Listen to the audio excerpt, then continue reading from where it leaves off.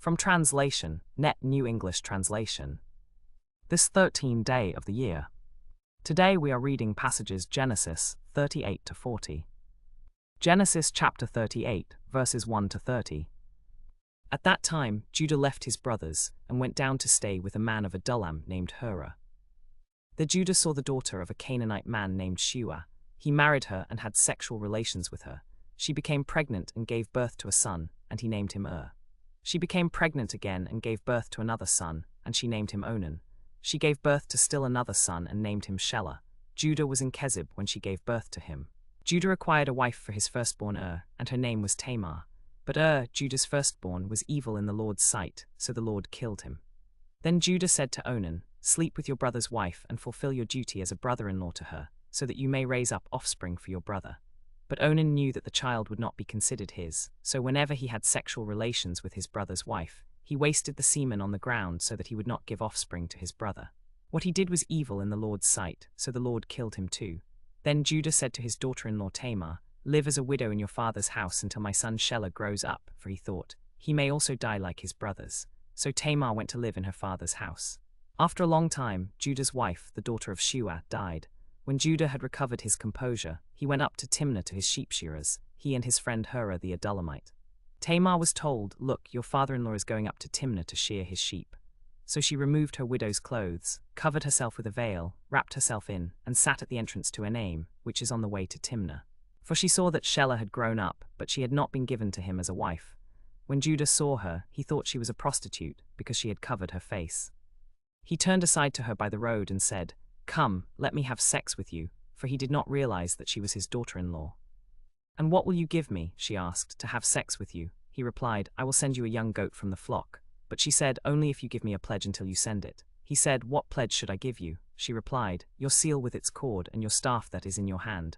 So he gave them to her and had sex with her, and she became pregnant by him. Then she got up and left, and removed her veil and put on her widow's clothes again.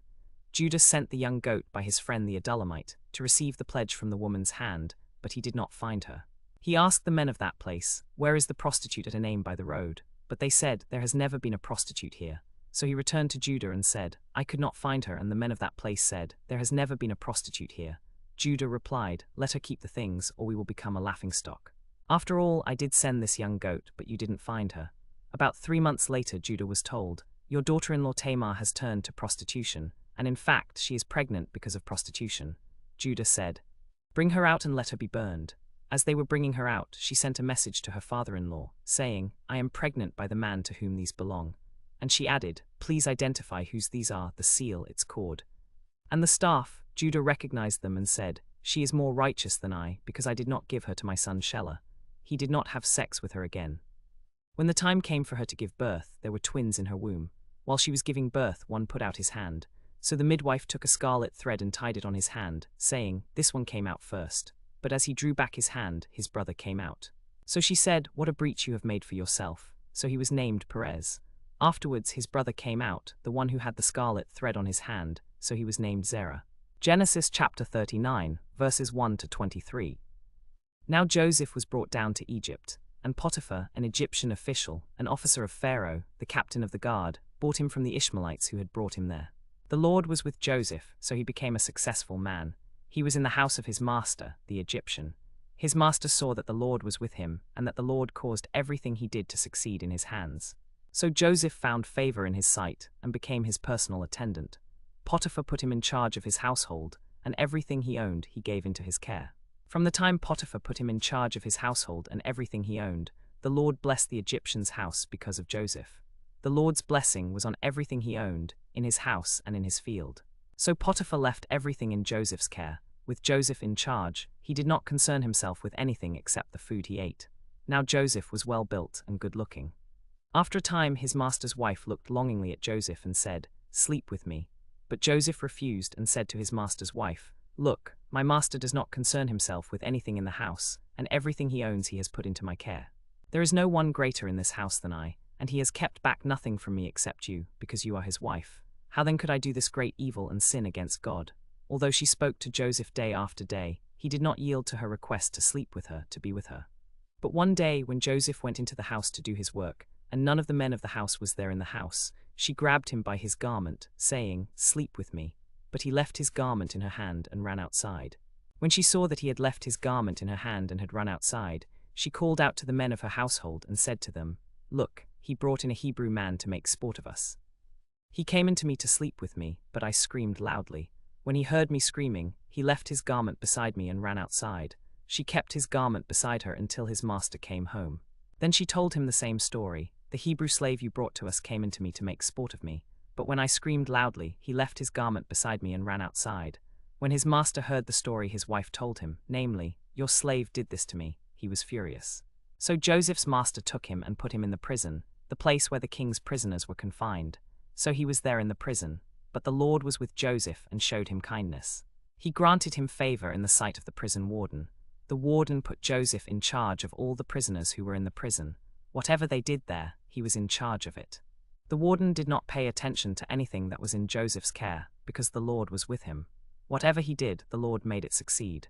Genesis chapter 40, verses 1 to 23. Later, the king of Egypt's cupbearer and baker offended their master, the king of Egypt. Pharaoh was angry with his two officials, the chief cupbearer and the chief baker, and put them in custody in the house of the captain of the guard, in the prison where Joseph was confined. The captain of the guard assigned Joseph to them, and he attended to them. They remained in custody for some time. Then they both had a dream in the same night. Each man's dream and its meaning pertained to himself. When Joseph came to them in the morning, he saw that they were looking depressed. So he asked Pharaoh's officials who were with him in his master's house, "Why do you look so sad today?" They told him, "We both had a dream, but there is no one to interpret it." Joseph said to them, "Don't interpretations belong to God? Tell me your dreams." So the chief cupbearer told Joseph his dream. He said to him, "In my dream there was a vine in front of me. On the vine were 3 branches. As soon as it budded, its blossoms burst forth, and its clusters produced ripe grapes. Pharaoh's cup was in my hand, so I took the grapes, squeezed them into Pharaoh's cup, and put the cup in Pharaoh's hand." Joseph said to him, "This is its meaning. The 3 branches are 3 days. Within 3 days Pharaoh will lift up your head and restore you to your position, and you will place Pharaoh's cup in his hand, just as you used to do when you were his cupbearer. But remember me when things go well with you, and please show me kindness by mentioning me to Pharaoh, and get me out of this house. For indeed I was stolen from the land of the Hebrews, and even here I have done nothing to deserve being put in a prison." When the chief baker saw that the interpretation was favorable, he said to Joseph, "I also had a dream. In it there were 3 baskets of white bread on my head. In the top basket were all kinds of baked goods for Pharaoh, but the birds were eating them out of the basket on my head." Joseph replied, "This is its meaning. The 3 baskets are 3 days. Within 3 days Pharaoh will lift up your head from you, and hang you on a tree, then the birds will eat all the flesh off you." Now it happened on the 3rd day, which was Pharaoh's birthday, that he made a feast for all his servants.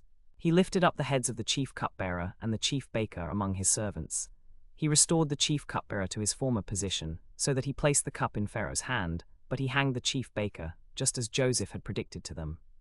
Yet the chief cupbearer did not remember Joseph, but forgot him.